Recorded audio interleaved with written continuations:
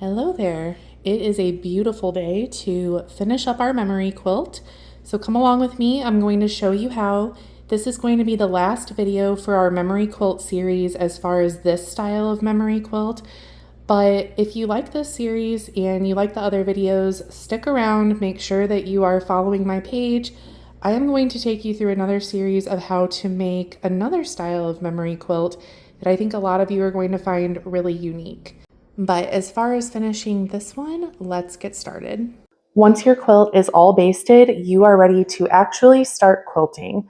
The first decision you need to make is whether you are going to quilt straight lines or maybe even just very wavy, relaxed lines, or if you're going to free motion quilt. Now, free motion quilting does require a special foot for your machine called a free motion foot.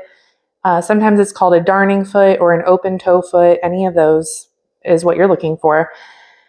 I have free motion quilted memory quilts before, and they do turn out good. However, I don't love the struggle that comes with them because no matter how well you adhere clothing to interfacing, you're still going to have some waviness in some areas that kind of come off and sit up from the interfacing. So when you are free motion quilting, you don't have any feed dogs on top of the fabric or underneath of it to kind of hold on to it and pull it through at an even rate. And so sometimes what'll happen is you'll get more puckers as you're going across this clothing and see how it'll kind of pucker up like that. Not a huge deal. All quilts made out of clothing are going to have some degree of that anyway, just because that's the nature of the beast. Fabric does not sit perfectly flat no matter what you do, especially because you're often using totally different types of fabric throughout. So if you want to free motion quilt your t-shirt quilt, that's fine. You totally can. I'm going to show you a little bit of a simpler method today that is perfect for if you're a beginner and haven't done this before. It's an easier method. It looks really nice and clean. It's what I think is the best way to help the clothes lay a little bit flatter. And it really doesn't require any special tools. You can do it with a regular foot, although I do recommend a walking foot.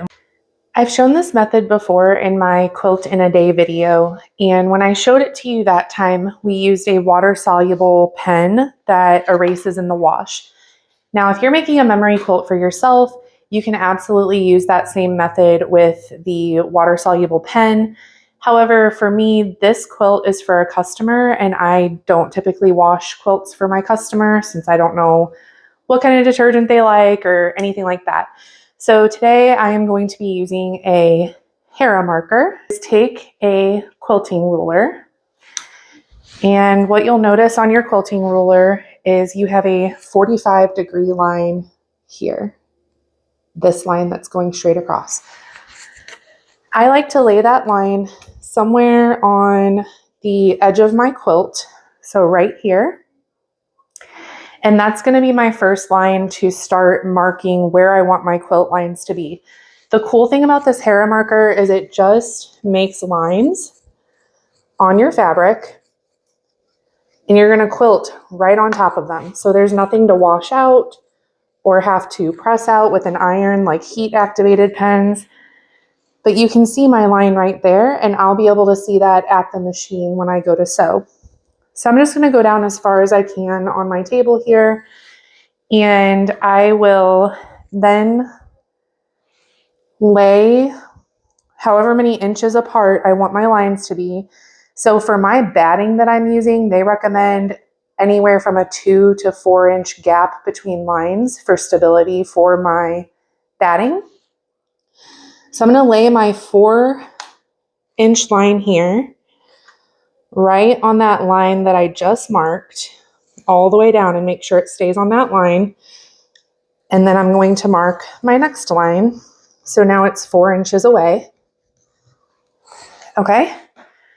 And I'm just going to keep doing that as far down as I can. And I'll just keep adjusting my quilt on my table and kind of picking up where I left off until I've gone all the way across this quilt. And then when I've done that, I will put my 45-degree line on this side somewhere. Doesn't really matter where you start, because either way, you're just going to pick up 4 inches away from your initial line. And I'll start marking lines going this opposite direction. So what we're going to end up with is kind of a diamond pattern. Now that we're up close, you can see those lines really well, and you're just going to sew directly on top of those all throughout the quilt. Now you can use your regular 1/4 inch presser foot for this, but I like to use a walking foot because it's got the feed dogs on the top, and then of course you have your regular feed dogs from your sewing machine on the bottom, and that's just going to really help pull all of these layers through at a good rate so that you get a nice flat look to your quilt. I also recommend using a slightly longer stitch length, like a 3.5 millimeter. That way that stitch can stretch with those fabrics.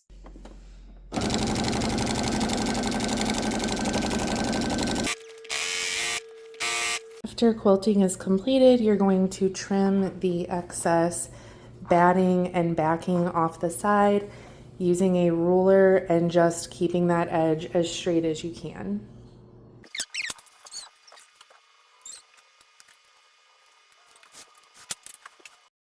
The last step is to add your binding. If you need a binding tutorial, I will have one on my YouTube channel, but go ahead and add your binding and then you are done. All right, our memory quilt is done and ready for my customer.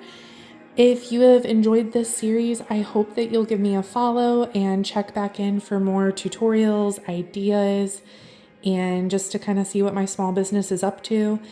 If you're in the market to have a quilt made, whether it be a memory quilt or a baby quilt, more traditional quilt, whatever kind of quilt needs you have, please feel free to message me. I would love to help you. Thanks so much for watching. Bye.